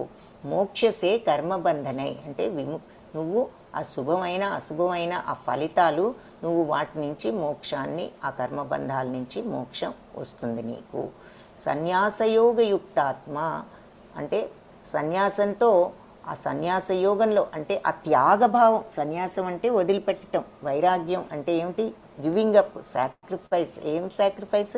ఏది చేసినా ఆ లాభం నాది కాదు, అది భగవంతుడిది, ఆయనకు అర్పిస్తున్నాను అని ఆయనకు అర్పించటమే మనస్ఫూర్తిగా సన్యాసం అనే మాటకు అర్థం, వైరాగ్యం అనే మాటకు అర్థం. కాబట్టి ఆ సన్యాస యోగంలో యుక్తుడవై, యుక్తాత్మ, ఇటువంటి సన్యాస యోగంలో నువ్వు యుక్తుడివై అన్నీ భగవత్ సమర్పణ అనేటటువంటి ఏ పని చేసినా ఇది భగవత్ సమర్పిస్తూ చేస్తున్నానని సన్యాస యోగంలో యుక్తుడవై ఉన్నావంటే విముక్తో మాం ఉపైష్యసి, నువ్వు అప్పుడు విముక్తుడవై ముక్తి సంపాదించుకుని మాం ఉపైష్యసి, నన్ను పొందుతావు అని చెప్తున్నారు, నన్ను చేరుకుంటావు అని చెప్తున్నారు. సో అన్ని పనులు కూడా నాకే అర్పితం చేయటం ద్వారా ఏం జరుగుతుంది అంటే నువ్వు శుభ అశుభ ఫలితాల వల్ల ఏర్పడే బంధాలన్నిటి నుంచి కూడా నువ్వు విముక్తి అవుతావు, విముక్తి చెందుతావు. ఆ సన్యాస యోగంలో నువ్వు యుక్తుడవై ఉన్నట్లయితే మనస్సును నా మీద లగ్నం చేసి నువ్వు విముక్తుడవై నన్ను చేరుకుంటావు.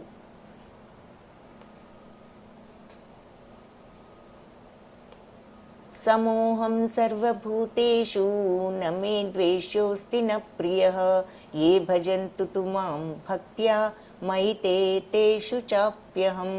సో మనకు కృష్ణుడు ఓన్లీ కొంతమందితో, ఆయన భక్తులతో మాత్రమే, మరి అందరికీ ఆయన దేవుడైనప్పుడు మరి ఈ భక్తుల పట్లే ఆయనకు ఏమైనా పక్షపాతం ఉందా అని మనకి ఎవరికైనా ఒక డౌట్ వచ్చినట్లయితే దానికి ఆన్సర్ ఇక్కడ ఉందన్నమాట. ఏం చెప్తున్నారు? సమూహం సర్వభూతేషు నమే ద్వేషోస్తి న ప్రియః. నేను ఎవరి పట్ల కూడా పక్షపాతం కానీ విరోధ భావం కానీ నాకు లేదు. నేనెవరిని ద్వేషించను, ఎవరిని అంటే ప్రత్యేకంగా పక్షపాతంతో కూడా చూడను. నేను అందరినీ సమానంగానే చూస్తూ ఉంటాను. ఏ భజంతి తు మాం భక్త్యా, ఎవరైతే నన్ను భక్తితో భజిస్తారో మైతే తేషు చాప్యహం, నేను వారి యందే నేను నివసిస్తాను, వారు నాలో నివసిస్తారు. అంటే దాని అర్థం ఏంటి? వాళ్లకు భగవంతుడితో ఆ కనెక్షన్ అనేది ఏర్పడుతుంది. ఎవరైతే నన్ను భక్తితో భజిస్తారో ఆ భక్తి భావంతో, ఆ భక్తి యోగంతో వాళ్ళు నాతో ఆ కనెక్షన్ పెట్టుకున్నప్పుడు ఆటోమేటిక్గా వాళ్ళకి నేను అర్థమవుతాను, నేను కూడా వాళ్ళలో ఉంటాను. అది ఆ యోగా కనెక్షన్ ఎస్టాబ్లిష్ అయినప్పుడు, భగవంతుడు ప్రతిస్పందన జరిగినప్పుడు, మనకు భగవంతుడిని ఎక్స్పీరియన్స్ అయినప్పుడు ఆ యూనియన్ అనేది మనకు వస్తుంది. మనం అది అష్టాంగ యోగాలో కూడా అంతిమ దశ సమాధి అని చూసాం. భగవంతుడితో యూనియన్ అంటే కలయిక. అంటే ఏమిటి? భగవంతుడి నాలో వాళ్ళు ఉంటారు, వాళ్ళల్లో నేను ఉంటాను. కంప్లీట్ యూనియన్ అన్నమాట. అది అనన్య చిత్తంతో ఉన్నప్పుడు భగవంతుడి మీద ఆ కాన్సన్ట్రేషన్ మనస్సు, మనం ఆ భగవంతుడిని మనం అలా మైండ్తో ఆయనను ఎక్స్పీరియన్స్ చేయగలుగుతాం. ఆ యూనియన్ అనేది సంభవిస్తుంది. అదే చెప్తున్నారు. నాకు ఎవరి పట్ల పక్షపాతం లేదు, విరోధభావం లేదు. నాకు అందరూ కూడా నమే ద్వేష్యోస్తి న ప్రియ, నాకు స్పెసిఫిక్గా ఎవరి మీద ద్వేషము లేదు, వీళ్ళంటే నాకు అత్యంత ఇష్టమని అలాంటివి కూడా కాదు. అంటే అందరూ సమానమే నాకు. కానీ ఎవరైతే నన్ను ఈ భక్తి భావంతో అనన్య చిత్తంతో ఈ యోగంలో స్థితులై ఉంటారో, ఏ భజంతి తు మాం భక్త్య, ఎవరైతే నన్ను ఈ భక్తితో భజిస్తారో వాళ్ళు నాలో ఉంటారు, నేను వాళ్ళలో ఉంటాను. అంటే ఆ యోగ స్థితిలో ఆ కలయిక, ఆ సమాధి జరుగుతుంది. తద్వారా వాళ్ళు భగవంతుడిలో నివసించటం అన్నా పొందటం అన్నా అర్థం అదే. క్షిప్రం భవతి ధర్మాత్మా శ్వశ్వచ్ఛాంతిం నిగచ్చతి కౌంతేయ ప్రతిజానీహి నమే భక్త ప్రణశ్యతి.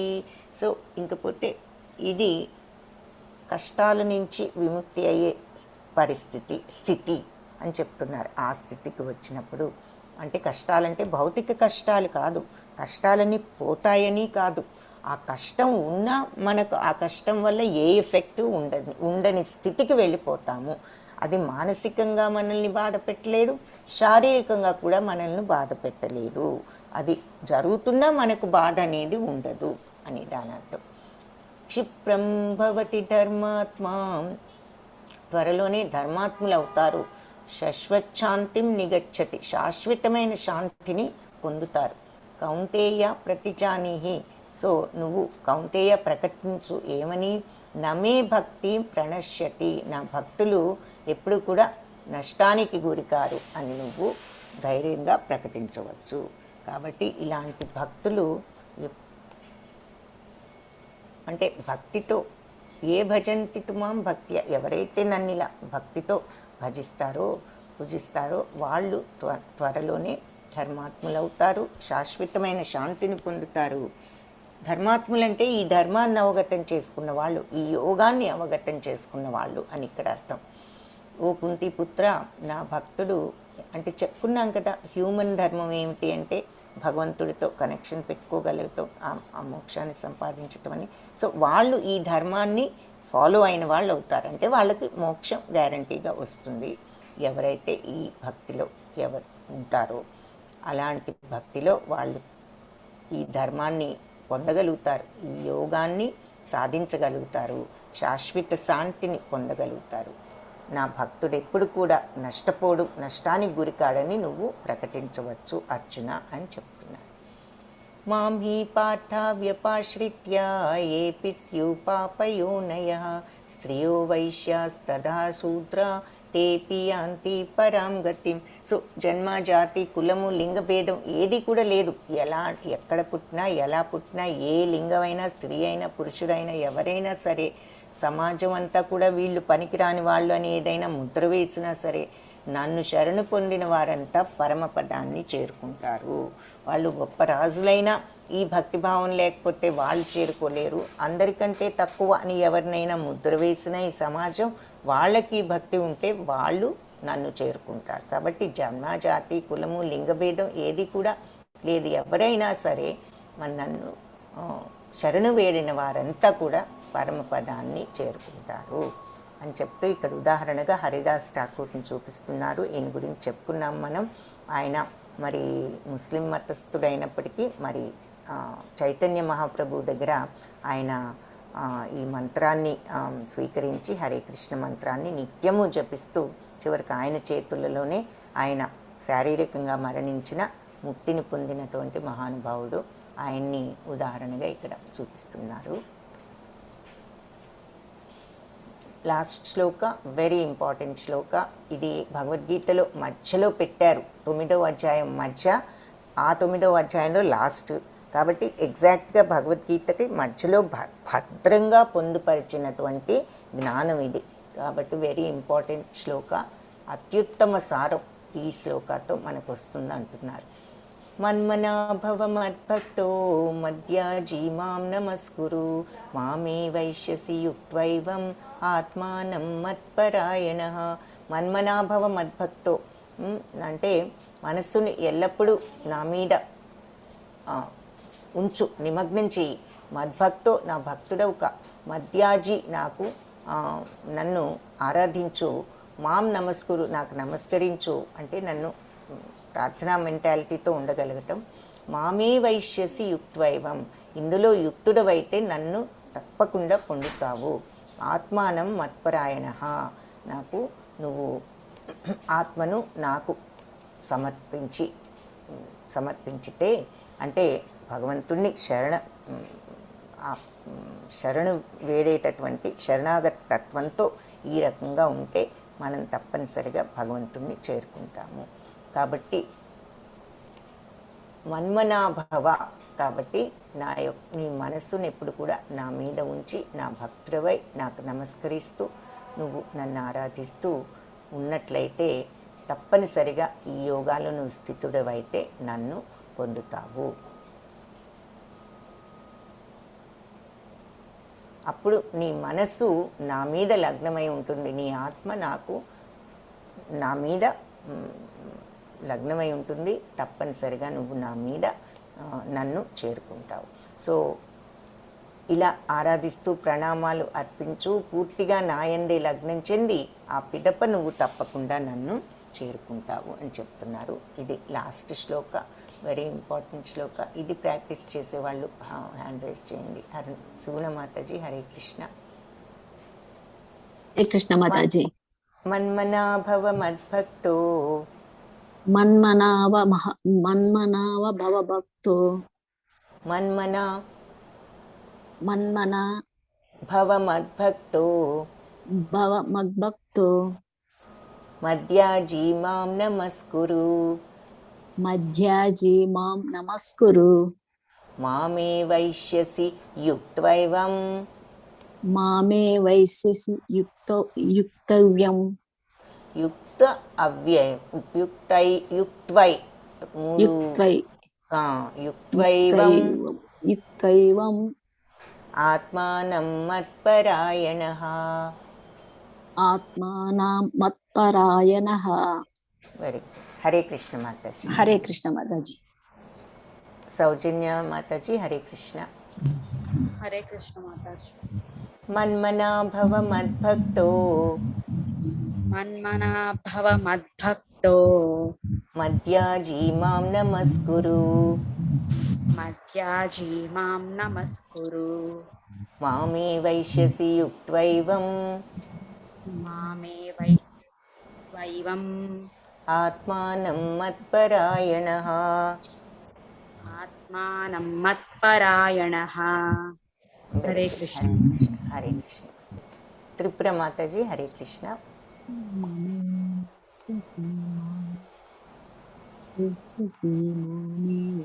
హరే కృష్ణ మాతాజీ. హరే కృష్ణ మాతాజీ.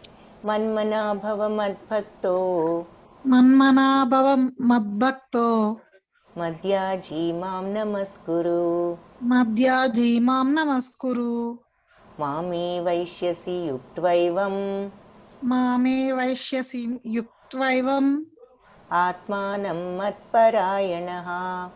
ఆత్మానం మత్పరాయణః. ఓకే, ధన్యవాదాలు. హరే కృష్ణ మాతాజీ. హరే కృష్ణ మాతాజీ. సత్యరజిత మాతాజీ హరే కృష్ణ.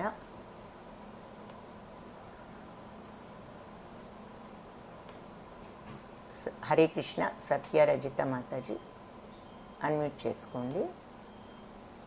ఓకే, అనుష మాతాజీ హరే కృష్ణ. హరే కృష్ణ మాతాజీ. మన్మనా భవ మద్భక్తో మన్మనా భవ మద్భక్తో మధ్యాజీ మాం నమస్కురు మధ్యాజీ మాం నమస్కురు మామే వైశ్యసి యుక్త్వైవం మామే వైశ్యసి యుక్తైవం యుక్త్వైవం యుక్తైవం ఆత్మానం మత్పరాయణః. ఆత్మానం మత్పరాయణః. Very good. హరే కృష్ణ మాతాజీ. హరే కృష్ణ మాతాజీ. హరిణి మాతాజీ హరే కృష్ణ. అన్మ్యూట్ చేసుకోండి. మన్మనా భవ మద్భక్తో మన్మనా భవ మద్భక్తో మధ్యాజీ మాం నమస్కురు మాం నమస్కురు మామే వైశ్యసి యుక్త్వైవం మే వైశ్వసి యుక్తేవం మామే వైశ్యసి యుక్త్వైవం మామే వైశ్యసి యుక్తేవం యుక్త్వైవం యుక్తైవం ఆత్మానం మత్పరాయణః. పరాయణః. హరే కృష్ణ మాతాజీ. హరే కృష్ణ మాతాజీ. ధన్యవాదాలు. Very good. దుర్గా మాతాజీ హరే కృష్ణ. హరే కృష్ణ మాతాజీ.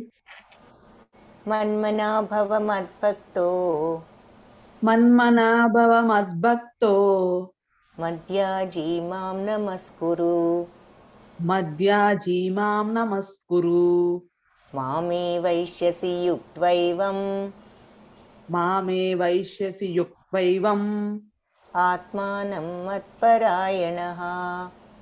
ఆత్మానా మత్పరాయణ. హరే కృష్ణ హరే మాతాజీ. కృష్ణ మాతాజీ, ధన్యవాదాలు. Very good. సో అది ఈరోజు మనం చూసినటువంటి 9వ అధ్యాయం. హరే కృష్ణ కృష్ణ కృష్ణ హరే హరే, హరే రామ రామ రామ హరే హరే.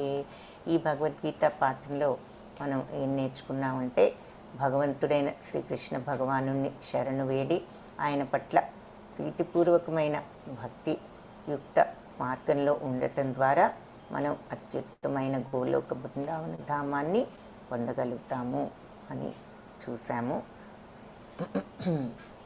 వాంఛాకల్పతరుభ్యశ్చ కృపా సింధుభ్య ఏవ చ పతితానాం పావనేభ్యో వైష్ణవేభ్యో నమో నమః.